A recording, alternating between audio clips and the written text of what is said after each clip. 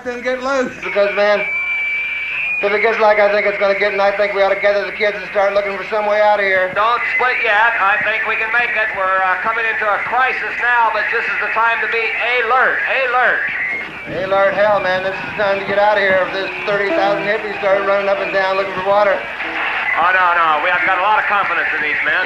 These Oregon hippies are strong fellows. Let's keep our eyes on them and see if any of them start freaking. At the first sign of freak, then we'll get worried.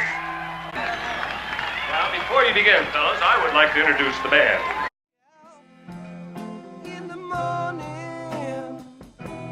Completely unaware of what impact they would soon have on the world. Originally known as the Warlocks, the band formed in 1965 out of San Francisco, California.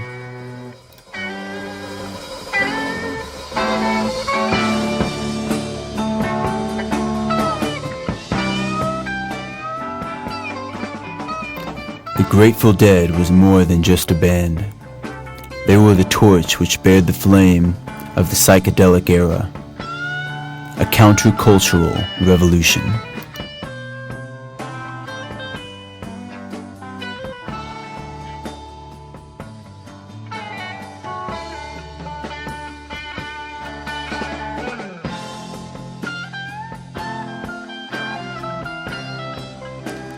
Ken Kesey, founder of the Further Bus and its merry pranksters, also well-known author of One Flew Over the Cuckoo's Nest, was considered a countercultural leader, and that he drew the bridge from the 1950s beat generation to the newly emerging hippies of the 1960s.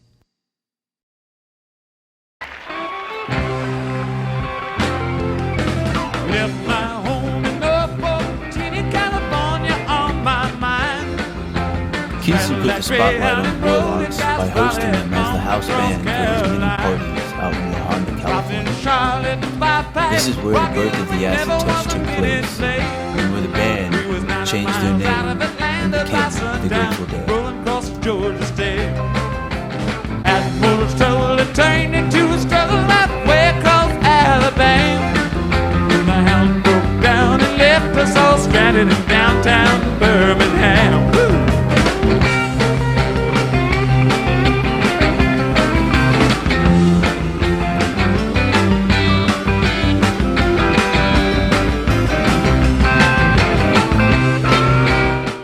The Dead portrayed themselves as a collection of unprofessional anti-commercialists who were non-economically motivated. They commonly put on free shows, encouraged people to record them playing live, and to share it with others. This band defied what mainstream success in music stood by. They sustained themselves purely through concert ticket sales and their free music.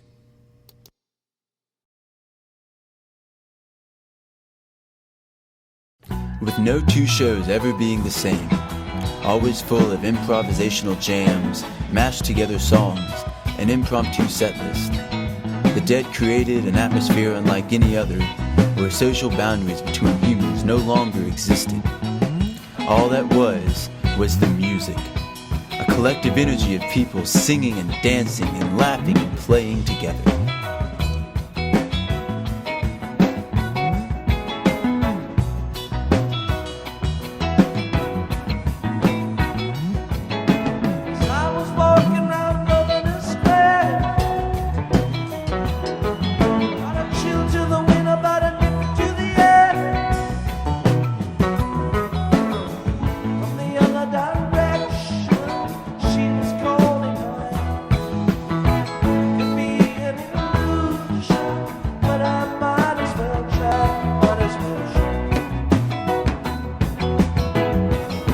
Starting out as a late bloomer, Joseph Campbell saw his first Grateful Dead concert at the age of 82 in 1986. He referred to this concert as a Dionysian ritual, a dance revolution. Campbell goes on to explain that the Grateful Dead hits the core heart of humanity on a level unlike much of anything else. From his experience, Campbell claims that the Grateful Dead could very well be the answer to world peace.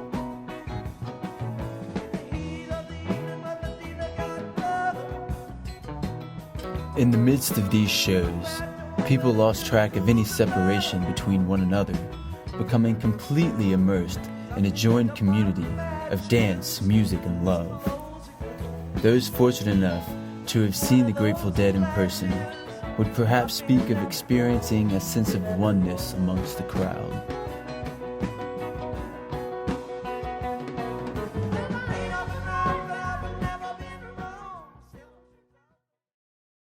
Come hear Uncle John's band by the riverside.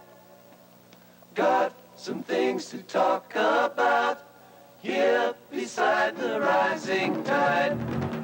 Come hear Uncle John's band playing to the tide.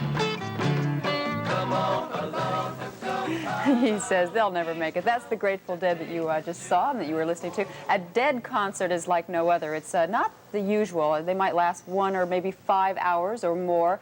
And the Dead fans, I think they'll go to just about any length to be there. Right now, there is right here in New York City. The group is celebrating its 15th anniversary with a series of concerts at Radio City Music Hall, and the final concert on Halloween night is going to be simulcast to theaters all across the country. 2 of the members of the band, Jerry Garcia, the lead guitarist, and Bob Weir, are here with us this morning. Good morning. Hi. 15 years. That's an awful long time for a rock group or any kind of a group to stay together. Why do you think you've stayed together that long? I got the answer to that. You one. do? Take it. Sheer intense burning hatred and revenge. It cements I figure personally that if I stick it out long enough, one of these guys is going to leave an opening and I'll be able to get him. I bet you do, though, have to have arguments. I mean, anyone that's together that much of the time is, how do you, when you're having things are a little shaky in the group, how do you get up and go on and do your number? We ignore each other on that level, you know. Do you have you set up rules, though, for yourself to try to deal with this? It's hard after 15 years, you know. You can't make rules for people to know you 15 years worth of knowing you. I mean, you know. Any rule has a loophole in it. Yeah, right. And after 15 years, you're going to find the loophole. Like, for instance, if I don't like the way he does his hair, you know, there's not much I can do about it anymore. There are now 6 of you. I think there were 5 when you first started out. Are they pretty much all the same people as you were 15 years ago? Well, there were 5 of us originally. One of the original members has gone to the great beyond, we think. And the rest of us, since then we've recruited a few other stooges. 2, to be 2 exact. other stooges. Yeah. What's the great beyond? Do you look forward to going to the great beyond, or do you like the idea of staying together for another 15 years? I think worth doing is worth doing well. I'll stick it out. If we stick together long enough, maybe we'll get it eventually. You know, I covered a couple of your concerts as a reporter here in New York, not on the inside where the music was going on, but outside where the hordes and hordes of young kids were trying to break the door down and get in. Your fans are unbelievable. The Deadheads, they call them. Don't believe What do you think about them? I mean, they almost like it's like a worship thing. They're actually real good people. They're not. They're game. Yeah, they're game. I mean, they go to concerts night after night, knowing as we know that we have our good nights and we have our not so good nights, maybe, you know. Maybe. And they're willing to take their chances. We don't play a set show or anything like that. Yeah. So it's always different. I've heard some have even quit their jobs to follow you across the country. We went down to Radio City Music Hall the other night and stood out in front, and we stopped a few of them, and I thought you might enjoy hearing what some of them had to say. That'd be nice. All right, my name's UJ Pastrana, and I'm waiting here for Grateful Dead. I waited online for 3 days for these tickets. Tonight is my 75th concert. The Dead care about their fans, and they play music so that their fans like. They make everybody feel good. And I try to go to every concert they perform because they're the best at what they do. The Dead are just beautiful. They make beautiful music. They offer something that nobody else offers, and there's a family, a big family. The Dead, you know, that's where most of my money goes. I just love them so much. Why? Why? Because it's just their music, the people, the atmosphere, everything around here. You know, if you look, there's so much love around. Definitely. The people, we're all brothers and sisters here. We're here to see the Grateful Dead. Okay, now that brings to mind to me a number of questions. First of all, they said you care about your fans. I mean, do you feel a real commitment to these people who are so dedicated to you? Well, more than that, we feel a commitment to the music. I mean, we chase the music just as hard and as fast as we possibly can. And if we do that well, then they're going to be satisfied, we figure. Good reasoning. how do It's you hard deal not with to them? like 'Cause, I mean, people here, who like you. Yeah, know, here I are mean, these young people that, I mean, he says, I spend all my money on going to these concerts. So do we. You know, I mean, it costs us as much to work almost as we make working, and it's the same. You know, I mean, our commitment is like theirs. It's the same. We're the same sort of people as them.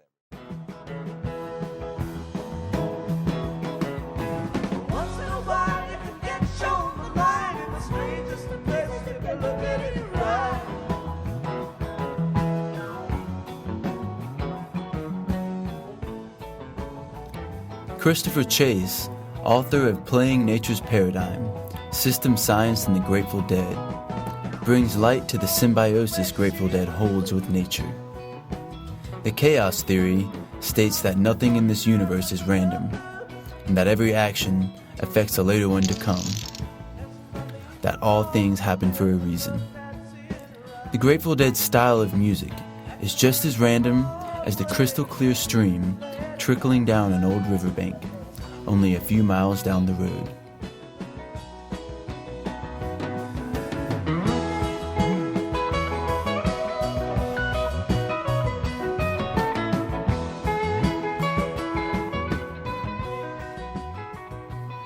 If the mid to late 1960s was the blossoming flower of a countercultural phenomenon, then the cultural following that devoted to the Grateful Dead would be the everlasting cycle of pollination from that very first flower.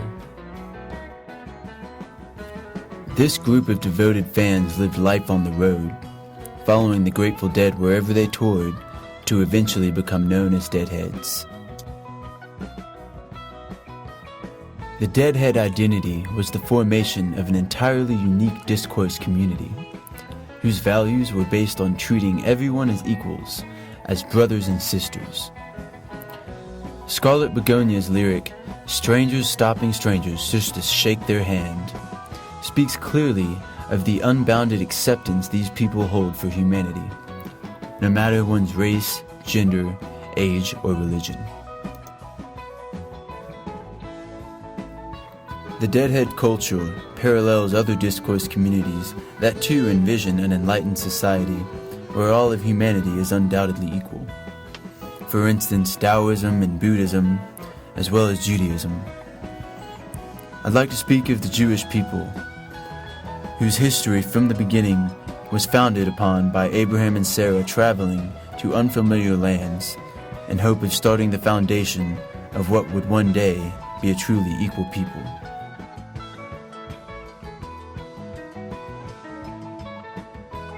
Rabbi Saul Greif gives a warm-hearted analogy, saying that Jews and Grateful Dead go together like bees to honey. Phrases like Jews for Jerry and blues for challah have stemmed from those that are Grateful Dead fans as well as Jewish. Mickey Hart, one of the Grateful Dead's drummers, is Jewish as well. He recently performed in Jerusalem back in 2014. Backstage Passover Seders was also a common occurrence during Grateful Dead spring tours. Jewish people and Deadheads alike have been a congruent combination since the beginning. After the untimely death of guitarist and vocalist Jerry Garcia in 1995, the Grateful Dead's music carried on. The remaining members of the band put together cover bands like The Other Ones, The Dead, and Further in order to keep the music and the legend alive. This band has been dubbed the 57th greatest artist of all times by Rolling Stone magazines. In 1994, they were inducted into the Rock and Roll Hall of Fame. It's accurate to say that the Grateful Dead was the pioneering godfathers of the jam band world.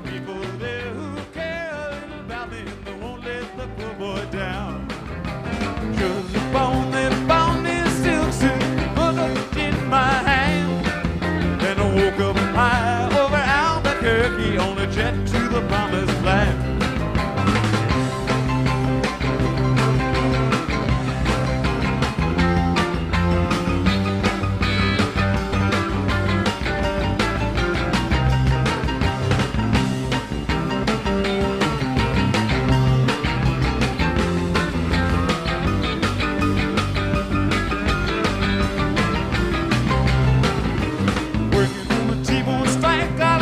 55 over to the Golden State. Pilot told us 13 minutes we'd be headed in the terminal gate. Swing low, sweet chariot, come down easy. Taxi to the terminal zone. Cut your engines and cool your wings and let me make it to the telephone. Los Angeles,